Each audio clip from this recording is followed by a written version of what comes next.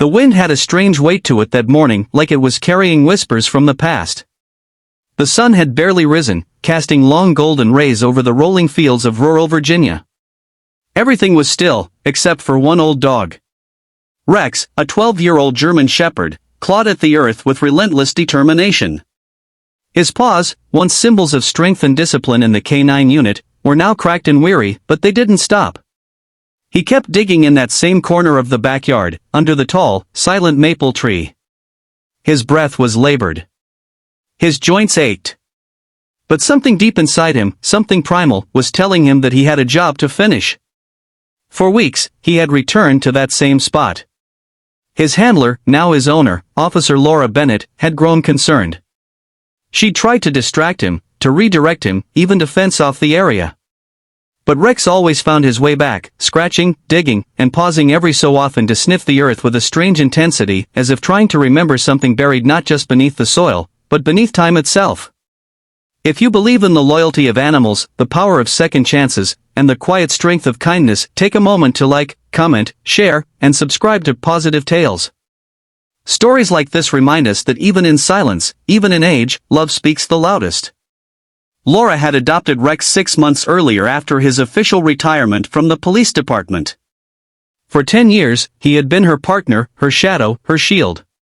They had faced down criminals, searched bomb threats, sniffed out missing persons, and even comforted grieving families. Rex had always known what to do even when humans faltered, he remained steadfast. But after Rex's final assignment, his energy had begun to wane. His muzzle had turned gray. The fire in his eyes dulled, but never died. The department held a quiet, tearful ceremony for him, medals, handshakes, applause. And then it was over. The work.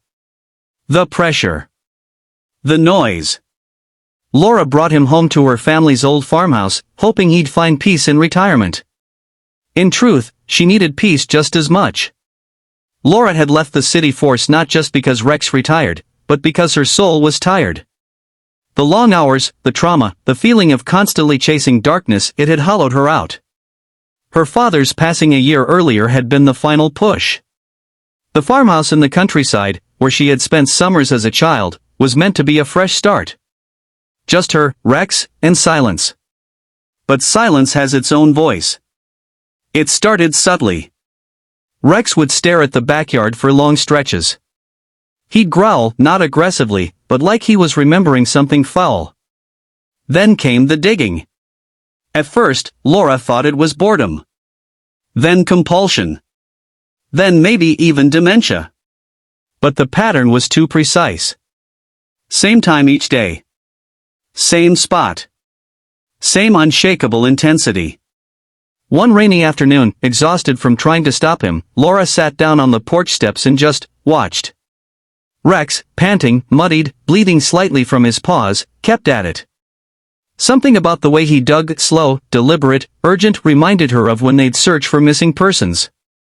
And then it hit her like a punch to the chest. She sprinted inside, pulled out an old box from her closet. Inside were case files from unsolved investigations, ones she couldn't emotionally let go of. She flipped through until one thin folder stopped her heart. Madeline Maddie Carver. Age 9. Missing since 2012. Last seen walking home from school. It had been the hardest case she'd ever worked. They'd searched rivers, woods, and neighborhoods. Rex had sniffed her backpack and traced her scent through a park, then lost it near the edge of a rural highway. The case had gone cold. Parents broken. No suspects ever arrested. Laura had never forgiven herself. The farmhouse had belonged to Laura's father at the time of Maddie's disappearance, but it had sat vacant for years until Laura moved back recently. The pieces began to stitch themselves together in Laura's mind. The next morning, she followed Rex to the same spot. He looked up at her with those eyes, knowing, pleading. She knelt down and began digging beside him. It didn't take long. Her fingers scraped metal. A rusted, heart-shaped locket. Inside, a faded photo of a little girl with bright eyes and pigtails. Maddie, 2012 engraved on the back. Laura gasped. Her vision blurred. Her heart raced. She called it in. The police arrived within the hour, and a full forensic team followed.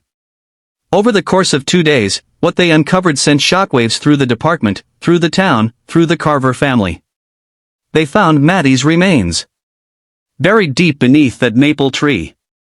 Alongside her were pieces of her school uniform, a plastic bracelet, and an old canvas bag that matched the one she carried the day she vanished. But what chilled investigators most was a long, faded coat wrapped around her, a coat identified as belonging to Edward Raines, a former tenant of the farmhouse and a known offender who had disappeared shortly after Maddie's case went cold. No one had ever been able to link him, until now. DNA evidence confirmed everything. The Carvers were contacted immediately. Laura insisted on being there when they arrived. Maddie's mother trembled as she stepped out of the car. She had aged far beyond her years.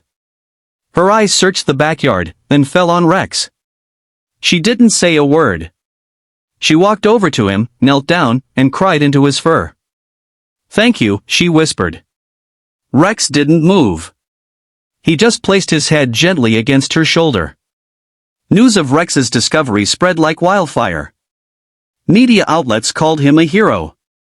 The police department honored him once more, this time with a special medal for unwavering service beyond duty.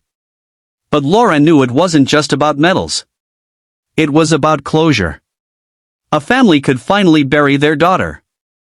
A community could finally breathe.